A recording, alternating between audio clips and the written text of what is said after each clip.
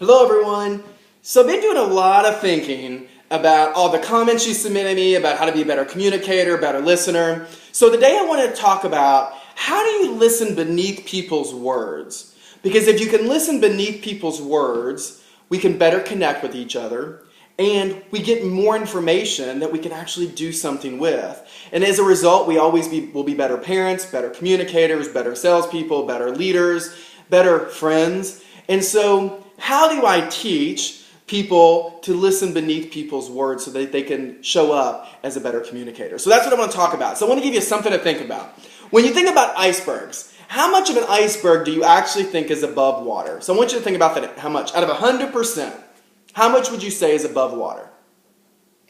And so the answer is 10%, right? You've got this massive iceberg that's sticking out of the water and the ability to still float. Only 10% of it, statistically, is above water. 90% of it is underneath the water. And so what I always think about is I think of people's words the same way. I believe personally that about 10% of what we communicate is actually the real story. That doesn't mean that people are trying to be deceitful. It doesn't mean people have bad intent. But sometimes we haven't thought it all the way through. Sometimes we're only filtering it. Sometimes we don't say everything because we're trying to protect ourselves or we don't want to give away all the information. But I believe that when you can get underneath the water to the 90%, that's where you really get to the heart of the story. And I believe there are 3 other core factors besides the words that help create the story. And that is your emotion, that's the body language that goes with it, and it's the person's intent. So when you can literally sit down in a room with somebody, across from them, beside them, and not just hear the words, but learn to understand what was the emotion behind what they just said, what was the body language they used to communicate it, and what is that person's intent, that creates a story. And if I better understand the story, then I can do something with the information and connect with that individual on a level that most people do not. So I want to kind of give you some examples of how I've used it, how I've done it in the past, and maybe give you a way that you can think about showing up a little bit differently this week. So I had the opportunity to go into speak to some college athletic directors and athletic commissioners last week. And it's an amazing group of women, and this brave leader raised her hand, and she says, I know we're talking a lot about recognition. She goes, but I got a question. She goes, but at what point does it have to be authentic and all this kind of stuff? Because, I'm probably not that touchy-feely person that does all that, right? So, in my head, I suspend judgment from that individual. But what I do is in my head, I say, why would the person say it that way? Why would that person say they're not a touchy-feely person, right? What was the body language I demonstrated? I could see her forehead kind of come together, right? Kind of more guarded. Why does she kind of get defensive when she says this? What is the emotion behind it? Because you definitely took a hard stand. So why was there that energy? Because I believe we put out energy. Every thought, every action, every word is energy. What was the energy around why she said that or how she said it? So when I can get clear about it, then I can ask better questions. So I said, it's interesting. Tell me what you mean by that touchy-feely stuff.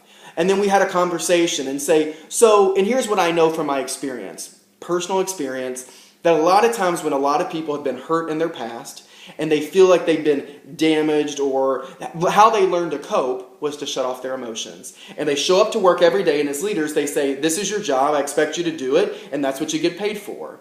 Well, that mentality as a leader will gain compliance from people, but you'll never get commitment. And we know that people want to feel valued and to feel like they want to be recognized and appreciated for what they do. That doesn't mean we have to go out and have this whole pomp and circumstance and you got to do everything in public because people should be recognized the way they feel is best for them. But it is about, is there a way to still be you, right? But also make people feel appreciated for the work that they do. So had I just listened to the words, I don't think I would have got to really the core of the story and had this individual open up the way that she did and to be vulnerable enough to share it in front of her peers. Another example was I taught a negotiation skills training one time. And this man stood up and he was doing his part of the negotiation and he unintentionally said something that came across as sexist. And within 3 to 5 seconds, I saw a woman in the training cross her arms, cross her legs, and kind of sit back in the room. So I stopped immediately. And I said, can you share with me what you're thinking right now in that moment? Because underneath the water, right, that 90%, I knew something was happening. I didn't make an assumption about what it was, but I knew that I thought something else was going on. So let's address it. And she goes, "Yeah, I don't feel comfortable with that argument, and I felt like it was not the kind of message that we want to send out as a company." Well, then we got to have a really great conversation about how to tailor that message in a way that would really resonate for all people, or at least for the salespeople in that organization. So when you can get past just the words that people say, because sometimes we just show up and we're spewing out the first things that come to our mind. Sometimes we need people to slow us down and to say, "You know what, that's interesting. Tell me why you think about it that way." Or, "Tell me, when you said that, I noticed that you seemed a little uncomfortable. What were you thinking about?" And we can slow down and get out of our busyness, not just to listen to the words. Then we can better connect with people, and we can get better information that we can do something with. Oprah said one of the most important things that we can do in the world is make people feel heard and valued. That all people just want to know that they matter. And our job as great communicators is to sit down and slow down long enough so that we can truly connect. Listening to the words is not enough. We have to be able to listen beneath people's words to the emotion that they express it with. Does it align to the message, to the body language? Is it congruent? And to the intent. In the moment somebody says, "Are you okay with that?" They're like, "Yeah." Okay, so their intent, right, and the emotion, because I believe everything has energy. So every thought, every action, every word that you put out has energy. And did the energy that you're putting out match the words that you're using? If not, let's slow down long enough to have the conversation. That's how you become a better communicator. So I hope this information just gives you something to think about as you start your week.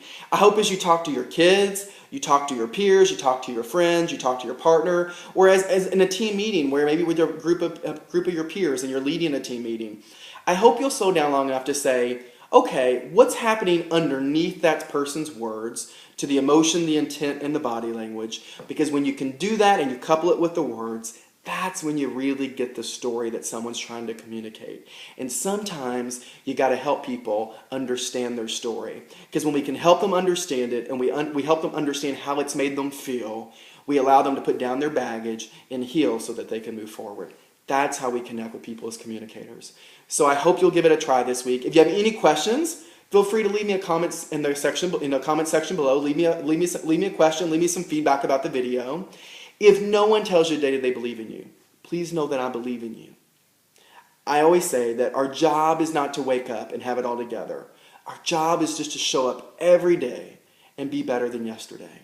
Just show up better than you did the day before. Forgive yourself for your past, but don't excuse it going forward.